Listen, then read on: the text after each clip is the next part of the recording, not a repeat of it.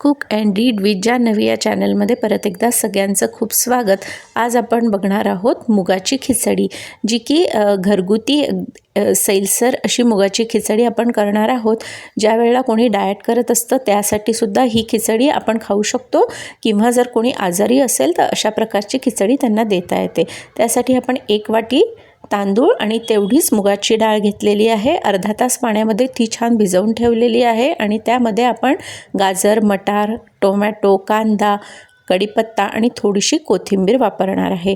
आता अशा प्रकारे भिजवून ठेवल्यामुळे ही खिचडी छान मऊ होते आणि पटकन शिजते। थोडंसं तेलाचा वापर करणार आहे। जिरं, मोहरी, हिंग, कढीपत्ता आणि सगळ्या भाज्या घातलेल्या आहेत।